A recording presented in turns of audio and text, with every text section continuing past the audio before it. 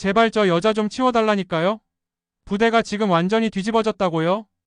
회의실 안이 싸늘하게 얼어붙은 그 순간 그녀는 조용히 자신의 계급장을 꺼내 책상 위에 올려두었습니다. 육군본부 특명조사단 감찰본부장. 3스타 강유진. 그 순간 모두의 표정이 굳어졌습니다. 매일 부식 창고를 돌아다니며 물자만 따지던 그 여자가 단순한 행정요원이 아니라 23년 전 어느 부대에서 성희롱을 당하고도 침묵해야 했던, 그리고 그 침묵을 복수로 갚지 않고 정의로 되돌려준 진짜 군인이었던 겁니다. 더 놀라운 건 그날 밤 누군가에게 물벼락을 맞고도 그녀가 남긴 말 한마디였습니다. 이번엔 누가 그 병사를 감싸줄 건가요? 그녀는 가해자에게 분노하지 않았고 침묵했던 나를 다시 일으켜 세웠습니다. 도대체 이 부대에서 무슨 일이 벌어졌던 걸까요? 그리고 그녀는 왜 아직도 이 군대를 포기하지 않았을까요? 지금부터 그녀가 밝힌 놀라운 진실을 전해드리겠습니다. 시청료 대신 구독, 좋아요 받을게요. 꾹 눌러주시면 좋은 영상으로 보답하겠습니다. 새벽 5시 정각, 나는 어김없이 눈을 떴다. 28년 가까이 군 생활을 해오면서 단 한 번도 늦잠을 자본 적이 없었다. 경북 대구 육군 제32보병사단 소령 윤태준, 그것이 나였다. 침대에서 일어나 바로 팔굽혀펴기 50개를 했다. 그리고 창문을 열어 아침 공기를 마시며 깊게 심호흡했다. 거울 앞에서 군복을 입는 내 얼굴에는 주름이 깊게 패어 있었다. 45살, 내 얼굴은 실제 나이보다 더 늙어 보였다. 메마른 표정과 딱딱한 눈빛은 오랜 군 생활이 만들어낸 흔적이었다. 윤태준은 사무실로 향했습니다. 사단 본부 건물은 이미 아침부터 분주했어요. 병사들이 복도를 뛰어다니고 간부들은 서류를 들고 바삐 움직였습니다. 윤태준은 고개를 곧게 세우고 걸었습니다. 그의 발걸음 소리에 병사들이 벽에 바짝 붙어 경례를 했어요. 충성! 윤태준은 가볍게 목례를 하고 지나갔습니다. 사무실에 들어서자 참모들이 일제히 자리에서 일어났어요. 소령님, 오늘 일과표와 훈련 계획 정리해놨습니다. 중위 조현민이 서류철을 건넸습니다. 윤태준은 말없이 서류를 받아들고 꼼꼼히 확인했어요. 그의 눈은 마치 현미경처럼 모든 오류를 찾아냈죠. 여기 훈련 물자 보급 시간이 너무 촉박하게 잡혔네. 15분 더 여유를 두고. 윤태준은 빨간 펜으로 표시를 했습니다. 그의 지적에 중위는 고개를 숙였어요. 알겠습니다, 소령님. 내 하루는 언제나 계획대로 흘러갔다. 오전 회의, 중대 순시, 훈련 감독, 서류 검토. 모든 것이 정확하고 예측 가능했다. 하지만 요즘 부대에 이상한 분위기가 감돌고 있었다. 내가 느끼기에도 뭔가 불안한 기운이 있었다. 병사들의 표정이 예전만큼 밝지 않았고 간부들 사이에서도 은밀한 대화가 자주 오고 갔다.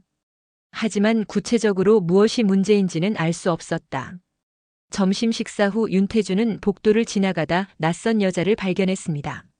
나이는 40대 중반 정도로 보였고 완전한 군복도 아니고 민간인 옷도 아닌 애매한 복장을 하고 있었죠. 정확히 말하면 군 작업복 상의에 민간 청바지, 그리고 군화도 아닌 검은색 운동화를 신고 있었습니다. 더욱 의심스러운 것은 그녀가 목에 걸고 있던 신분증이 뒤집어져 있어서 내용을 알 수 없었다는 점이었어요. 여자는 무언가를 열심히 메모하고 있었습니다. 저기요, 당신 누구십니까? 윤태준이 다가가 물었습니다. 여자는 천천히 고개를 들었어요. 그녀의 눈빛이 이상했습니다. 무표정했지만 날카로운 눈빛이 윤태준을 꿰뚫어 보는 듯 했어요. 작전 보좌관 강유진입니다. 어제 전입 왔습니다. 그녀는 간결하게 답했습니다. 윤태준은 눈살을 찌푸렸어요. 작전 보좌관이라고요? 그런 인사 명령 받은 적 없는데요. 상부에서 특별 지시로 왔습니다. 사단장님께 확인하시면 됩니다. 강유진은 무덤덤하게 말했습니다. 그리고는 다시 메모하는 일에 집중했죠. 내 마음속에 불쾌감이 차올랐다. 군대는 명령 체계가 명확해야 했다. 하지만 이 여자는 어딘가 모르게 규칙에서 벗어나 있었다. 그리고 그 애매한 복장은 더욱 의심스러웠다. 다음 날 윤태준은 강유진이 전투 식량 창고를 살피고 있는 모습을 보았습니다. 그 다음 날은 탄약고 근처에서 또 그 다음 날은 생활관에서 그녀는 매일 부대 구석구석을 돌아다니며 조용히 메모를 했어요. 특히 그녀가 창고 문의 잠금 장치를 자세히 살펴보거나 물자 운반 차량의 번호판을 적어놓는 모습이 자주 목격되었습니다. 이 여자 정체가 뭐지? 왜 매일 돌아다니는 거야? 윤태주는 중위 조현민에게 물었습니다. 무슨 감사팀이라던데요? 윗선에서 보낸 감찰 비공개 인사라고 합니다. 조현민이 작은 목소리로 대답했습니다. 하지만 윤태주는 그걸 믿지 않았어요. 복장도 애매하고 눈빛도 이상했습니다. 뭔가 숨기는 게 있는 것 같았어요. 일주일이 지나자 부대 분위기가 심상치 않게 변했습니다. 병사들이 모여 수군거리고 간부들은 긴장한 얼굴로 서로를 경계했어요. 나는 이 모든 것이 강유진 때문이라고 확신했다. 그녀가 온 후로 부대의 불안한 기운이 더욱 짙어졌다. 하지만 정확히 무엇이 문제인지는 여전히 알 수 없었다. 어느 날 점심시간 취사병 일병 이재원이 윤태준에게 다가왔습니다. 소령님, 말씀드릴 게 있습니다. 이재원의 목소리가 떨렸습니다. 윤태준은 주변을 살피고 조용한 곳으로 그를 데려갔어요. 무슨 일이지? 소령님, 저 여자 때문에 우리 부대 망합니다. 이재원이 떨리는 목소리로 말했습니다. 무슨 소리야? 그 여자가 물자 비리를 조사하고 있다고 합니다. 다들 떨고 있어요. 윤태준의 얼굴이 굳었습니다. 그는 자신의 부대에 비리가 있다는 것을 인정하고 싶지 않았어요. 하지만 한편으로는 그럴 가능성도 있다는 걸 알고 있었죠. 알았다. 내가 직접 알아볼게. 윤태준은 결심했습니다. 이 이상한 여자의 정체를 파헤치기로 한 것이죠. 다음 날 아침 윤태준은 부식창고 점검을 계획했습니다. 매달 첫째 주 화요일은 물자 현황을 직접 확인하는 날이었죠. 윤태준은 기록장을 들고 부식창고로 향했어요. 먼저 도착한 그는 창고 문을 열었습니다. 그런데 이미 누군가가 안에 있었어요. 강유진이었습니다. 강유진은 선반 위에 쌓인 라면 상자들을 하나하나 확인하고 있었어요. 그녀는 윤태준을 보고도 별다른 반응 없이 계속 작업을 이어갔습니다. 여긴 어쩐 일이십니까? 부식창고 점검은 제 담당인데요. 윤태준의 목소리에 날이 섰습니다. 강유진은 천천히 고개를 돌렸어요. 확인 작업 중입니다. 방해하지 마시죠. 그녀의 무덤덤한 대답에 내 화가 치밀었다. 하지만 나는 자제력을 발휘했다. 확인이라뇨? 무엇을 확인하는 건지 설명해 주실 수 있습니까? 강유진은 메모장을 들어보였습니다. 거기엔 지난 6개월간의 라면 구매 내역이 꼼꼼하게 적혀 있었어요. 지난 6개월간 이 부대에서 구매한 라면이 병력수 대비 37% 초과 공급됐네요. 이거 설명해 주실 수 있나요? 윤태준은 어리둥절했습니다. 그는 즉시 자신의 기록부를 펼쳤어요. 라면 구매 내역은 모두 정상적으로 보였습니다. 우리 부대는 훈련이 많아 추가 보급품이 필요합니다. 모두 규정에 맞게 처리했어요. 그래요? 그럼 이건 어떻게 설명하시겠어요? 강유진은 또 다른 메모장을 보여주었습니다. 그곳엔 실제 병사들의 식수와 공급된 식자재 수의 불일치가 기록되어 있었죠. 이건 계산 착오겠죠. 확인해 보겠습니다. 윤태준은 당황했지만 침착함을 유지하려 했습니다. 그러나 강유진은 멈추지 않았어요. 소령님, 이건 단순한 착오가 아닙니다. 체계적인 물자 유출이에요. 누군가 의도적으로 수량을 조작하고 있습니다. 그 말에 내 참을성이 한계에 달했다. 당신 지금 우리 부대를 의심하는 겁니까? 여기는 제가 15년 넘게 관리해온 부대입니다.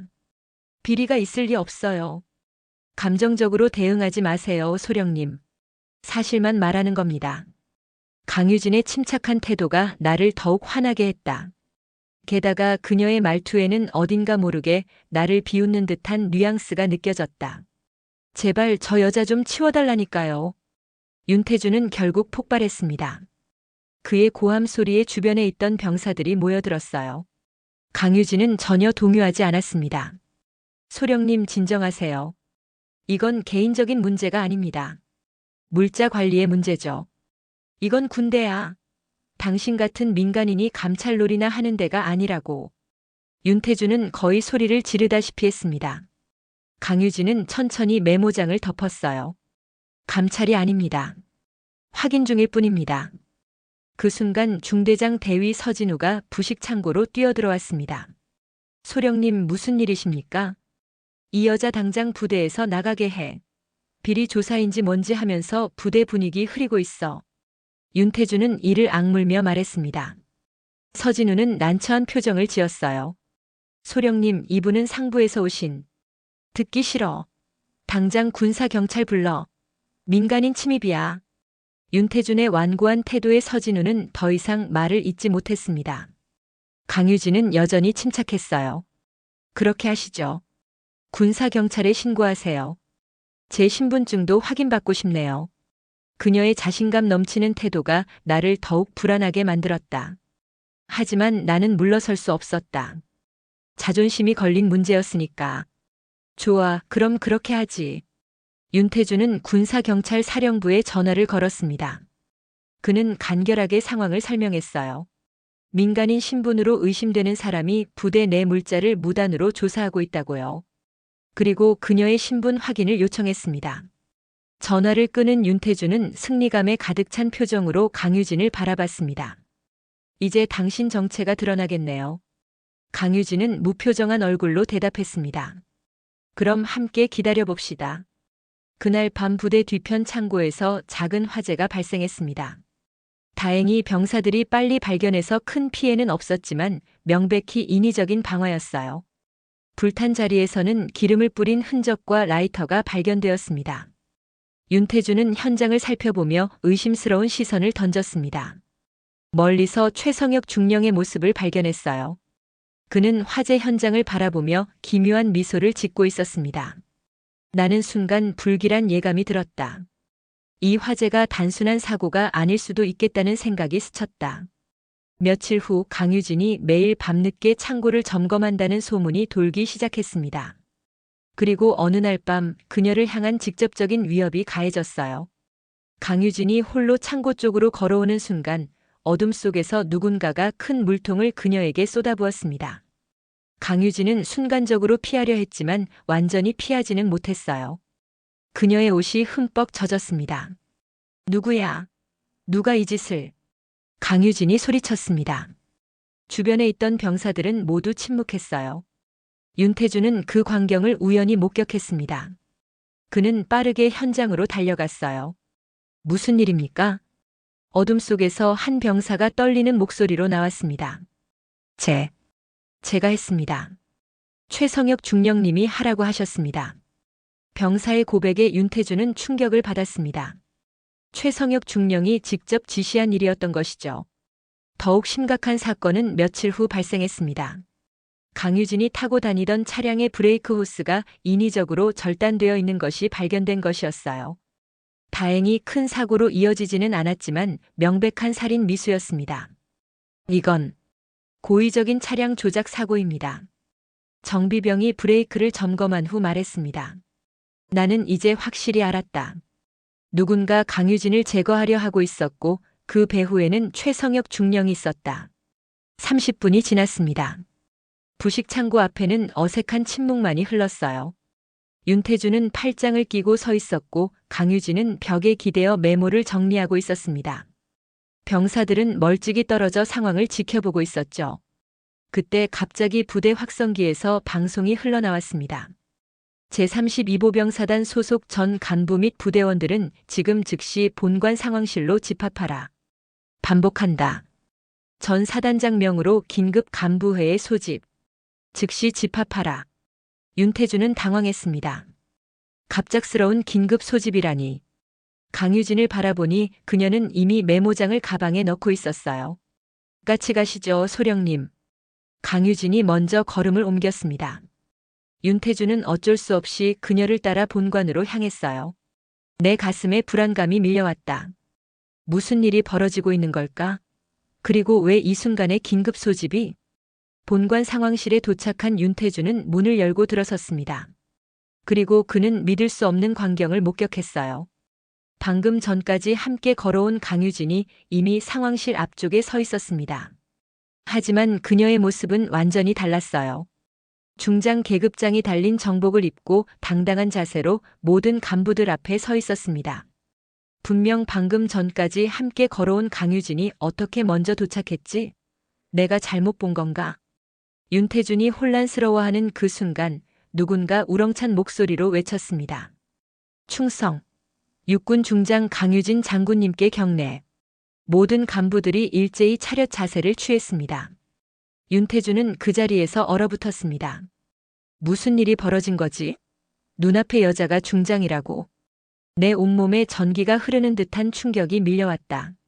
내 눈앞에 선 여자는 분명 방금 전까지 부식창고에서 만났던 그 강유진이 맞았다. 하지만 지금 그녀는 완전히 다른 모습이었다. 이럴 수가. 내가 군사경찰에 신고했던 수상한 민간인이 실은 삼성 장군이었다니. 그것도 육군본부 감찰본부장이자 국방부 직속 특명조사단장이었습니다. 내 다리가 후들거렸다. 어떻게 이런 일이. 여러분 앉으십시오. 강유진 중장의 목소리는 침착하고 단호했습니다. 모든 간부들이 자리에 앉았지만 윤태준은 여전히 서 있었어요. 그의 머릿속은 혼란스러웠습니다. 윤태준 소령님도 앉으시죠. 강유진 중장이 윤태준을 바라보며 말했습니다. 그 목소리에는 아까와는 다른 권위가 느껴졌어요. 윤태준은 기계적으로 자리에 앉았습니다. 그의 얼굴은 창백했고 이마에는 식은땀이 맺혔어요. 먼저 제 소개를 드리겠습니다.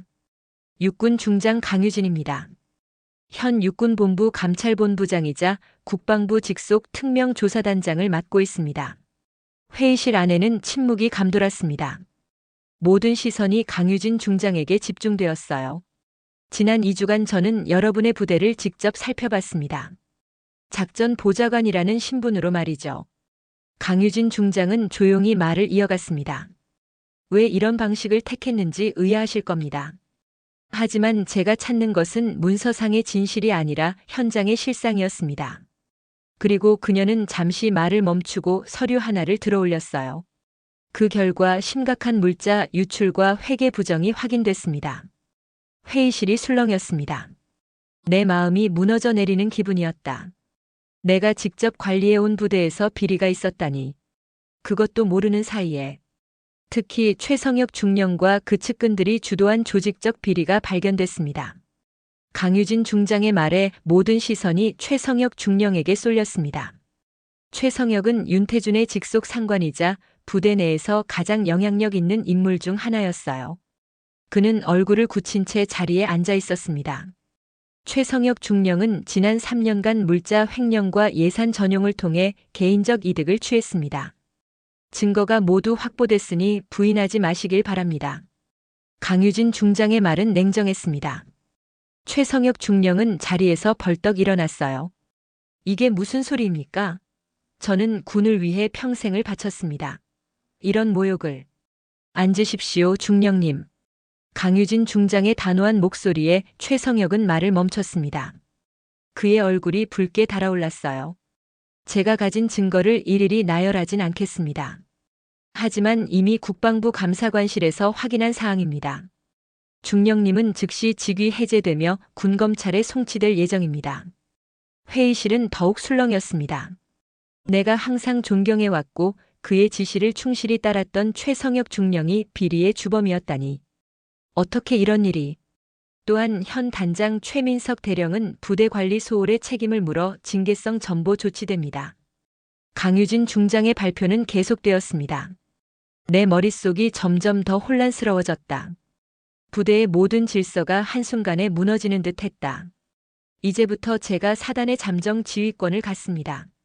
모든 간부들은 새로운 지시가 있을 때까지 현 직무를 유지하되 모든 결제는 저를 통해 이루어질 것입니다. 회의가 끝나고 모든 간부들이 자리를 떴습니다. 윤태준은 마지막까지 자리에 앉아 있었어요. 내 머릿속은 혼란스러웠다. 무엇이 진실인지 내가 무엇을 해야 하는지 알 수 없었다. 윤태준 소령님. 강유진 중장이 그를 불렀습니다. 윤태준은 천천히 고개를 들었어요. 네, 장군님. 소령님은 부대 물자 관리에 직접적인 책임이 있습니다. 비리를 알고 있었습니까? 윤태준은 고개를 세차게 저었습니다. 아닙니다. 저는 정말 몰랐습니다. 모든 서류는 규정대로 처리했고 직접 점검도 했지만 하지만 소령님의 직속 상관인 최성혁 중령이 주도한 비리였습니다.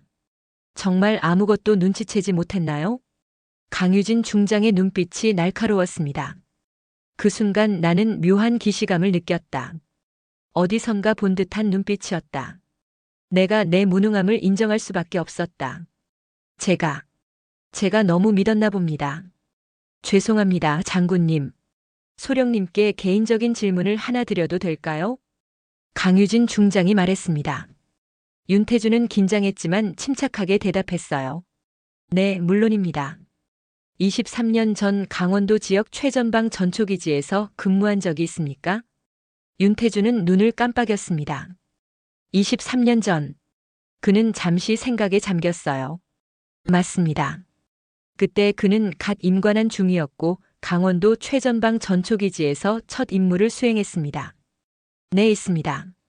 육군 중위로 첫 임관 후 배치받았었죠. 강유진 중장은 고개를 끄덕였습니다.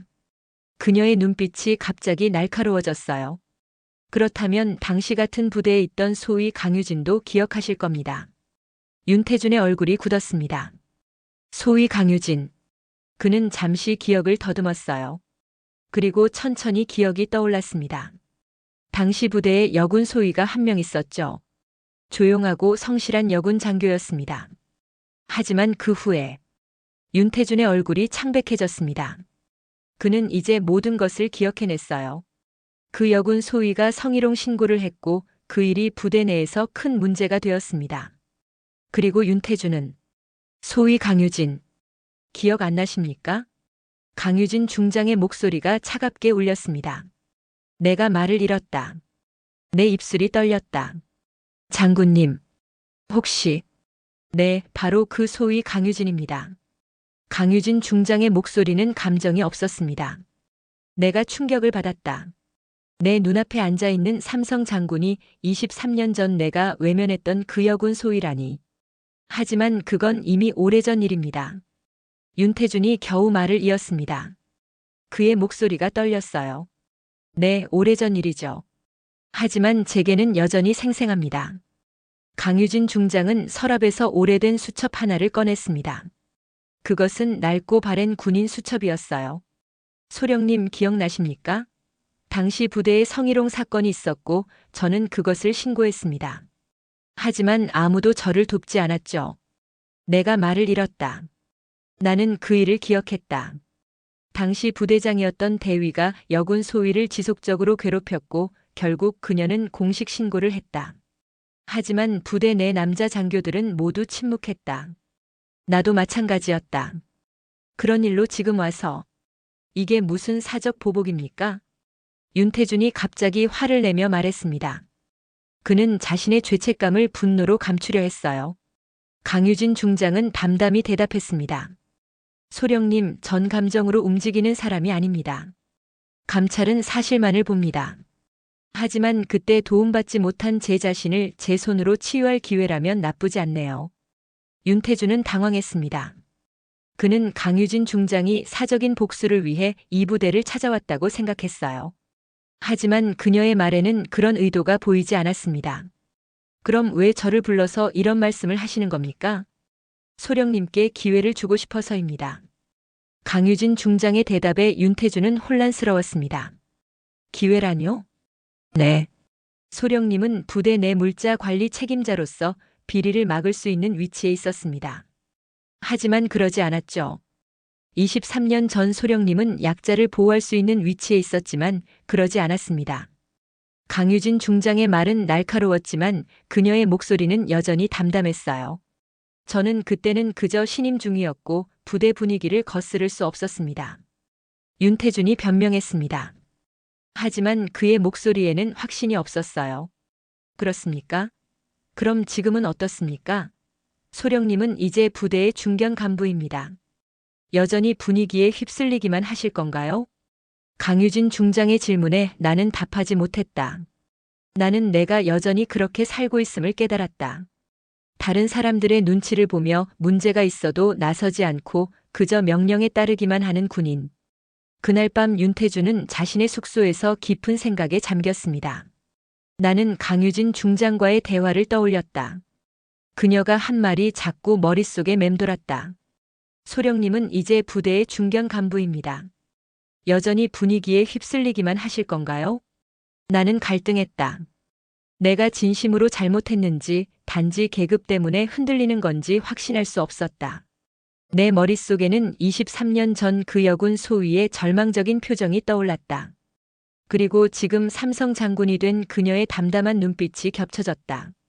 나는 침대에 누워 천장을 바라보았다. 나는 내 삶을 돌아보았다. 나는 항상 규칙을 따르고 윗사람의 명령에 복종하며 살아왔다. 그렇게 하면 안전하다고 생각했기 때문이다. 하지만 그것이 옳은 삶이었을까? 내가 정말 옳은 일을 해왔나? 나는 혼잣말을 했다. 내 목소리가 떨렸다. 나는 처음으로 내 삶의 의문을 품었다. 다음 날 아침 윤태주는 평소보다 일찍 일어났습니다. 그는 무언가 결심한 듯 단단한 표정으로 사무실로 향했어요. 그곳에서 그는 최성혁 중령과 몇몇 간부들이 모여 이야기하는 것을 발견했습니다. 윤소령 일찍 왔군. 최성혁 중령이 윤태준을 보고 말했습니다. 그의 목소리에는 어딘가 모르게 음흉한 기색이 느껴졌어요. 네, 중령님. 일찍 와서 업무 정리를 하려고요. 윤태준이 대답했습니다. 최성혁 중령은 윤태준에게 가까이 다가왔어요. 윤소령, 자네는 내 사람이지. 15년 넘게 함께 일해왔잖아. 윤태준은 잠시 망설였습니다. 그리고 조용히 대답했어요. 네, 중령님. 좋아. 그럼 부탁이 있네. 그 여자. 아니, 강유진 장군의 동향을 계속 보고해주게. 그녀가 뭘 하는지, 어디를 조사하는지 모든 정보가 필요해. 윤태주는 놀랐습니다. 최성혁 중령이 자신에게 강유진 중장에 대한 스파이 역할을 요구하고 있었어요. 하지만 중령님 그건 걱정 마. 곧 모든 게 제자리를 찾을 테니. 그 여자가 아무리 장군이라도 우리 부대를 마음대로 할 순 없어. 최성혁 중령의 눈빛이 위험해 보였습니다. 내가 불안감을 느꼈다. 나는 이제 명확하게 알았다. 최성혁 중령이 어제의 화재 사건과 관련이 있다는 것을, 그리고 그가 강유진 중장에게 위협이 될 수 있다는 것을. 나는 갈등했다. 나는 지금 중요한 선택의 기로에 서 있었다. 내가 항상 따라왔던 상관의 지시를 따를 것인가, 아니면 옳은 일을 할 것인가. 알겠습니다, 중령님. 윤태주는 마지막으로 대답했습니다. 그리고 자리를 떠났어요. 하지만 내 마음은 이미 결정을 내렸다. 이번에는 다르게 행동할 것이라고. 며칠 후 윤태주는 최성혁 중령의 지시에 따라 겉으로는 강유진 중장의 동향을 살피는 척했지만 실제로는 최성혁 중령의 움직임을 예의주시하고 있었어요. 그날 저녁 윤태주는 자신의 사무실에서 늦게까지 일하고 있었습니다. 그때 밖에서 이상한 소리가 들렸어요. 윤태주는 조심스럽게 창문 너머를 살폈습니다. 어둠 속에서 몇몇 인형이 부대 뒤편으로 움직이고 있었어요. 저게 뭐지? 나는 조용히 사무실을 나와 그들을 따라갔다. 나는 어둠 속에 몸을 숨기며 조심스럽게 움직였다. 인형들은 창고 뒤편으로 향했고 윤태준도 그 뒤를 쫓았습니다.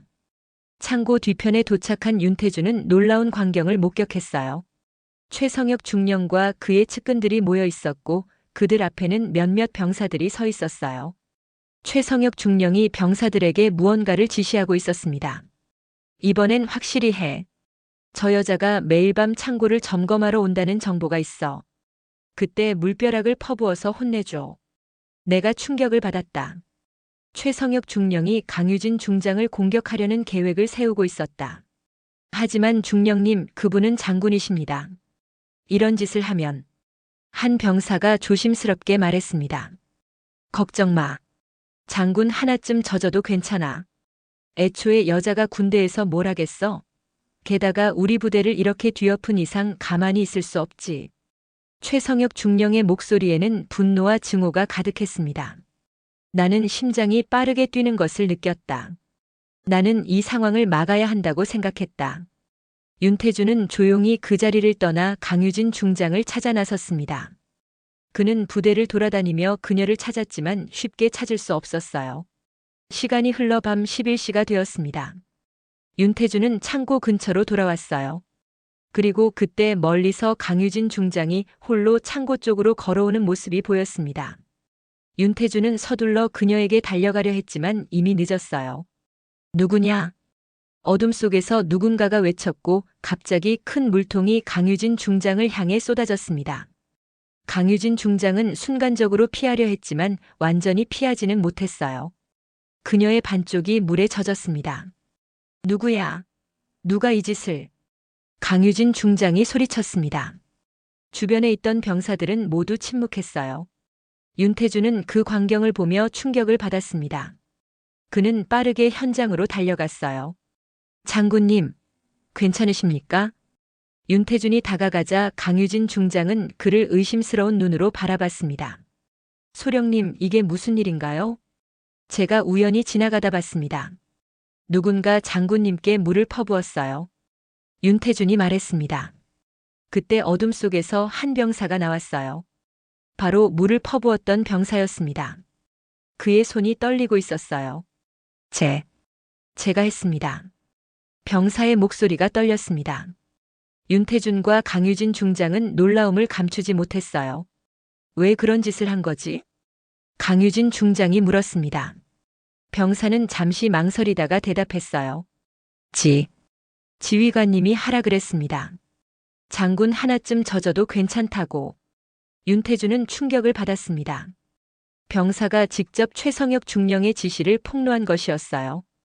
강유진 중장은 차분하게 병사를 바라보았습니다. 누가 그렇게 지시했지? 최성혁 중령님이요. 병사의 대답에 강유진 중장은 고개를 끄덕였습니다. 그녀는 윤태준을 바라보며 조용히 말했어요. 이번엔 누가 감싸줄 건가요, 소령님? 윤태준은 그 말에 가슴이 아팠습니다. 그녀의 말은 23년 전 일을 떠올리게 했어요. 당시 그는 침묵했고 그녀를 도와주지 않았습니다. 하지만 이번에는 달랐어요. 아무도 감싸지 않을 겁니다. 진실이 밝혀져야 합니다. 윤태준의 단호한 대답에 강유진 중장은 잠시 놀란 표정을 지었습니다. 하지만 곧 침착한 표정으로 돌아왔어요. 병사, 내 이름이 뭐지? 일병 한지훈입니다. 한지훈 일병, 정직하게 말해줘서 고맙다. 너에게는 처벌이 없을 거야. 하지만 이 일에 대해 자세히 진술해줘야 해. 강유진 중장은 병사를 안심시켰습니다. 그리고 윤태준에게 말했어요. 소령님, 이 병사를 데리고 내 사무실로 와주세요. 그리고 최성혁 중령을 즉시 소환하세요. 네, 장군님. 윤태준은 경례를 했습니다. 나는 처음으로 내가 옳은 일을 하고 있다고 느꼈다. 그런데 그때였습니다. 갑자기 부대 뒤편 주차장에서 큰 소음이 들렸어요. 차량 한 대가 도로변 가로등에 박혀 있었습니다. 저게 뭐야? 강유진 중장이 물었습니다. 윤태준과 강유진 중장은 급히 주차장으로 달려갔어요. 사고 차량을 살펴보니 브레이크 호스가 인위적으로 절단되어 있었습니다. 그리고 그 차량은 강유진 중장이 타고 다니던 차였어요. 이건 고의적인 차량 조작 사고입니다. 정비병이 브레이크를 점검한 후 말했습니다. 강유진 중장의 표정이 굳어졌습니다. 이제 최성혁 중령의 위협이 물벼락 정도가 아니라는 것이 명백해졌어요. 소령님, 이제 상황이 심각해졌습니다. 최성혁 중령을 즉시 구금하겠습니다. 강유진 중장의 목소리가 단호했습니다. 그날 밤 최성혁 중령은 군사경찰에 의해 긴급 구금되었습니다. 물벼락 사건과 차량 조작 사건의 증거가 충분했기 때문이었어요. 다음 날 아침 부대는 또다시 술렁였습니다. 최성혁 중령이 공식적으로 체포되었다는 소식이 퍼졌기 때문이었어요. 군 검찰이 직접 나서서 그를 연행해 갔다고 했습니다. 윤태준은 강유진 중장의 사무실로 향했습니다. 나는 그녀에게 사과하고 싶었다. 하지만 사무실 앞에 도착하자 나는 망설였다. 무슨 말을 해야 할지, 어떻게 사과해야 할지 알 수 없었다. 결국 윤태준은 깊은 숨을 내쉬고 노크를 했습니다. 들어오세요. 강유진 중장의 목소리가 들렸습니다. 윤태준은 문을 열고 들어섰어요. 강유진 중장은 창가에 서서 밖을 바라보고 있었습니다. 장군님, 말씀드릴 것이 있습니다. 윤태준이 말했습니다. 강유진 중장은 천천히 돌아서서 그를 바라봤어요. 네, 소령님. 무슨 일인가요? 윤태준은 잠시 말을 고르다가 갑자기 무릎을 꿇었습니다. 그의 행동에 강유진 중장은 놀란 표정을 지었어요. 소령님, 무슨 짓을 하시는 겁니까? 장군님, 진심으로 사과드립니다. 23년 전 그리고 지금까지 제가 해야 할 일을 하지 않았습니다. 윤태준의 목소리가 떨렸습니다. 그는 정말로 진심을 담아 말하고 있었어요.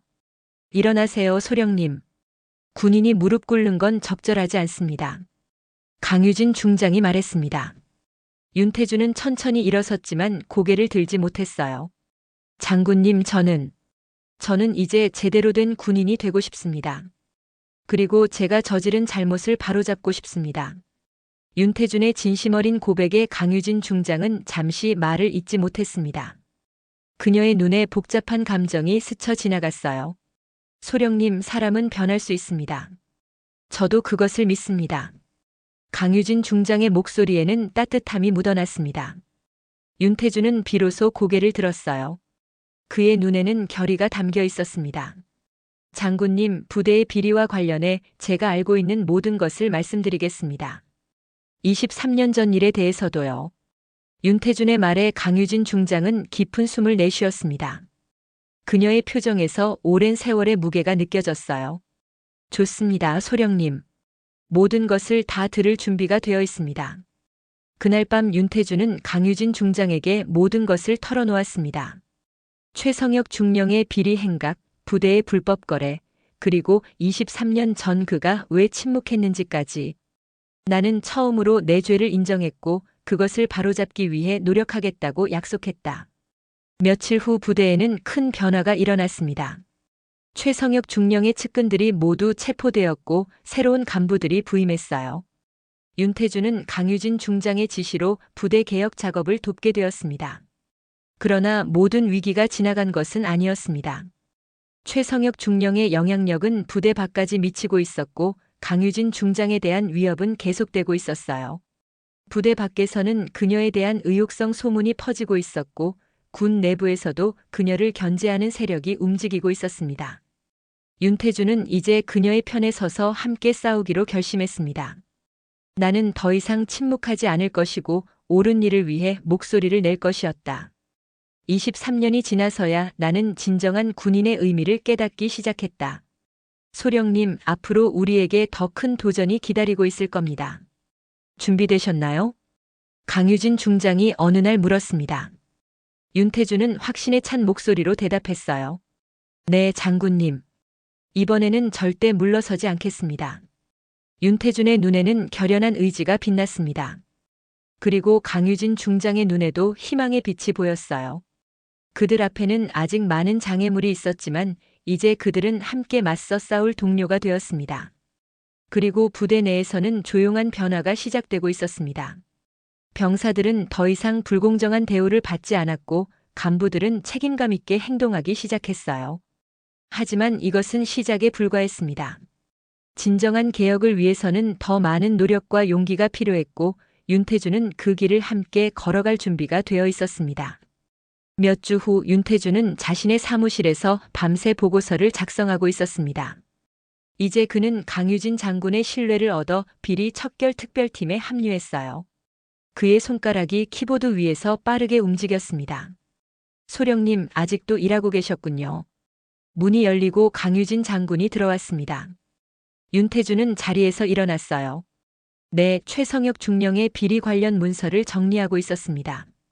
강유진은 고개를 끄덕였습니다. 그리고 잠시 망설이다 말했어요. 소령님, 솔직히 말씀드리자면 처음에는 소령님을 신뢰하지 않았습니다. 윤태준은 강유진의 눈을 똑바로 바라봤습니다. 당연합니다. 제가 23년 전 장군님을 외면했으니까요. 침묵이 흘렀습니다. 윤태준은 결심한 듯 서류 한 장을 꺼냈어요. 이것은 제 내부 고발 문건입니다. 제 이름으로 작성했습니다. 강유진은 놀란 표정으로 서류를 받아들었습니다. 여기에는 23년 전 일과 현재의 비리에 대한 모든 진실이 담겨 있습니다. 저는 이제 진실을 감당할 수 있습니다. 그리고 용서를 받고 싶습니다. 윤태준의 목소리가 흔들렸습니다. 강유진은 서류를 천천히 읽었어요. 그리고 조용히 말했습니다. 소령님, 이 문건을 제출하면 소령님의 경력에 타격이 올 수 있습니다. 알고 있습니다. 하지만 이제는 옳은 일을 하고 싶습니다. 강유진은 말없이 고개를 끄덕였습니다. 그녀의 눈에는 복잡한 감정이 담겨 있었어요. 늦었지만 고맙습니다. 당신도 용기 냈군요. 그 말에 내 눈시울이 붉어졌다. 23년 동안 나를 짓눌러온 무게가 조금은 가벼워지는 느낌이었다. 다음 날 윤태준의 내부 고발 문건은 국방부에 제출되었습니다. 나는 내 경력이 끝날 수도 있다는 두려움이 있었지만 처음으로 마음이 가벼웠다. 진실을 말하는 것, 옳은 일을 하는 것이 이렇게 편안한 느낌인지 처음 알았다. 강유진 장군은 윤태준에게 새로운 임무를 맡겼습니다. 부대의 인권 개선 프로그램을 기획하는 일이었어요. 윤태준은 열정적으로 이 일에 뛰어들었습니다. 그는 병사들의 목소리에 귀 기울이고 그들의 필요를 이해하기 위해 노력했어요. 장군님, 이 프로그램이 정말 부대를 바꿀 수 있을까요? 어느 날 윤태준이 물었습니다. 강유진은 미소를 지었어요. 변화는 이미 시작됐습니다. 소령님부터 변했으니까요. 그 말에 나는 깊이 생각했다. 내 변화가 다른 이들에게도 영향을 미칠 수 있다는 것, 그것이 진정한 지도자의 모습이라는 것을 이제야 깨달았다. 한 달 후 국방부 대강당은 장병들로 가득 찼습니다. 강유진 장군의 특별 브리핑이 열리는 날이었어요. 윤태준은 무대 옆에서 긴장한 표정으로 서 있었습니다. 준비됐습니까, 소령님? 강유진 장군이 물었습니다. 윤태준은 고개를 끄덕였어요. 네, 장군님. 강유진 장군은 무대 위로 올라갔습니다. 수백 명의 장병과 기자들이 그녀를 주목했어요. 여러분, 오늘 저는 중요한 발표를 하기 위해 이 자리에 섰습니다. 강유진 장군의 목소리가 강당에 울려 퍼졌습니다. 지난 몇 개월 우리는 군 내부의 비리와 인권 침해 사례를 조사해 왔습니다. 그리고 많은 문제점을 발견했죠. 청중들이 숨을 죽이고 들었습니다. 강유진 장군은 계속해서 말했어요. 하지만 오늘 저는 비리 척결 성과를 자랑하러 온 것이 아닙니다. 더 중요한 메시지가 있어요. 그녀는 잠시 청중을 둘러보았습니다. 이 군대는 여성 장군 하나에 의해 흔들리지 않습니다. 흔들리는 건 부끄러운 과거를 인정하지 않는 우리 스스로입니다. 그녀의 말에 강당은 침묵에 빠졌습니다. 강유진 장군은 계속했어요. 우리 군이 발전하기 위해서는 과거의 잘못을 직시하고 더 나은 미래를 향해 함께 나아가야 합니다. 이제 여러분께 한 사람을 소개하겠습니다. 그녀는 윤태준을 무대로 불렀습니다. 윤태준은 떨리는 다리로 무대에 올랐어요. 이분은 윤태준 소령입니다. 그는 자신의 과거 잘못을 인정하고 용기 있게 진실을 말했습니다. 윤태준은 마이크 앞에 섰습니다. 그의 목소리가 떨렸어요. 제가 두려워했던 건 계급이 아니라 제 과거였습니다. 하지만 이제 저는 그 두려움을 극복했습니다. 우리 모두가 더 나은 군대를 만들기 위해 함께 해야 합니다. 윤태준의 진심 어린 고백에 청중들은 박수를 보냈습니다. 강유진 장군은 그에게 감사의 눈빛을 보냈어요. 연설이 끝나고 강유진 장군은 윤태준에게 다가왔습니다. 잘하셨어요, 소령님. 감사합니다, 장군님. 강유진은 뒤돌아서며 조용히 말했습니다. 이제 우리는 같은 편입니다. 그 말은 단순한 동료의식을 넘어선 화해의 선언이었습니다. 23년간의 아픔이 치유되는 순간이었어요. 여름이 지나고 가을이 깊어가는 어느 날 제32보병 사단에는 특별한 소식이 전해졌습니다. 윤태준이 소령에서 대령으로 진급한다는 소식이었어요. 부대원들은 모두 놀랐습니다. 내부 고발자가 오히려 진급한다니 이전에는 상상할 수 없는 일이었어요. 축하합니다, 대령님. 강유진 장군이 윤태준의 사무실을 찾았습니다. 윤태준은 아직도 믿기지 않는 표정이었어요. 장군님 덕분입니다. 하지만 정말 제가 진급해도 되는 걸까요? 강유진은 미소를 지었습니다. 당연합니다. 군은 변하고 있어요. 용기 있는 사람이 인정받는 조직으로요. 윤태주는 깊이 감사했습니다. 그는 이제 자신의 첫 부임지로 향할 예정이었어요. 그곳에서 그는 장병 인권 교육을 시작으로 새로운 군 문화를 만들어갈 계획이었습니다. 장군님은 언제까지 여기 계실 예정인가요? 윤태준이 물었습니다. 강유진은 창밖을 바라보며 대답했어요. 저는 내일 떠납니다. 다음 임무가 기다리고 있어요. 윤태준은 놀랐습니다. 갑작스러운 이별 소식에 마음이 무거워졌어요. 다음 날 아침 부대 앞 헬기장에는 장병들이 모여 있었습니다. 강유진 장군의 송별식이었어요. 윤태준은 제복을 정돈하고 맨 앞에 서 있었습니다. 강유진 장군이 나타났습니다. 그녀는 장병들에게 간단히 인사했어요. 여러분, 짧은 시간이었지만 함께 일할 수 있어 영광이었습니다. 이 부대가 앞으로도 발전하길 바랍니다. 그녀는 윤태준에게 다가와 작별 인사를 건넸습니다. 대령님, 앞으로의 여정에 행운이 있기를 바랍니다. 감사합니다, 장군님. 저는 평생 장군님의 가르침을 잊지 않겠습니다. 강유진은 미소를 지었습니다. 그리고 헬기에 올랐어요. 헬기가 서서히 상승하며 부대를 떠났습니다. 윤태준은 사무실로 돌아왔습니다. 그의 책상 위에는 봉투 하나가 놓여 있었어요. 그는 조심스럽게 봉투를 열었습니다. 당신의 용기, 이제 늦지 않았습니다. 당신 같은 군인이 더 많아지길 바라며. 짧은 메시지였지만 윤태준에게는 큰 의미가 있었습니다. 그는 창밖을 바라보았어요. 가을 하늘이 맑게 펼쳐져 있었습니다. 몇 달 후 제32보병 사단은 전례 없이 높은 평가를 받았습니다. 장교와 병사 모두의 생활 여건이 개선되었고 인권 침해 사례가 급감했어요. 윤태준의 새로운 부대에서도 변화의 바람이 불기 시작했습니다. 그는 이제 진정한 군인이 무엇인지 알았습니다. 규칙을 따르는 것만이 아니라 옳은 일을 위해 목소리를 내는 것, 그리고 필요할 때 용기를 내는 것. 윤태준은 이제 후배 장교들에게 그 가치를 가르치고 있었습니다. 새로운 부대 첫날, 윤태준은 전체 간부 회의에서 연설을 했습니다. 여러분, 저는 과거에 많은 실수를 했습니다. 침묵해야 할 때 침묵하지 않았고 목소리를 내야 할 때 침묵했습니다. 간부들이 조용히 그의 말에 귀 기울였습니다. 하지만 이제 저는 알고 있습니다.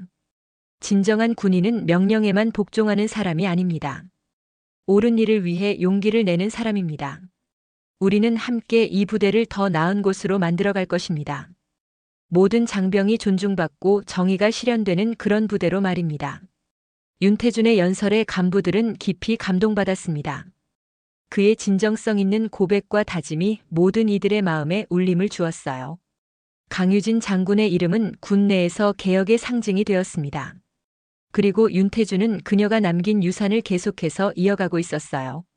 늦었지만 이제는 바른 길을 걷고 있습니다. 윤태준은 매일 아침 그렇게 다짐했습니다. 그의 인생은 이제 새로운 의미로 가득 찼고 그는 매일을 감사함으로 살아가고 있었습니다. 한 해가 지난 후 윤태준은 자신의 부대에서도 놀라운 변화를 이끌어냈습니다. 장병들의 만족도가 크게 향상되었고 부대 내 신뢰도 역시 높아졌어요. 그는 정기적으로 병사들과 직접 대화하는 시간을 가졌고 그들의 목소리에 귀 기울였습니다. 어느 날 윤태준에게 한 통의 편지가 도착했습니다. 강유진 중장으로부터였어요. 대령님께 당신의 부대 소식을 들었습니다. 정말 자랑스럽습니다. 당신이 보여준 변화는 많은 이들에게 희망을 주고 있습니다.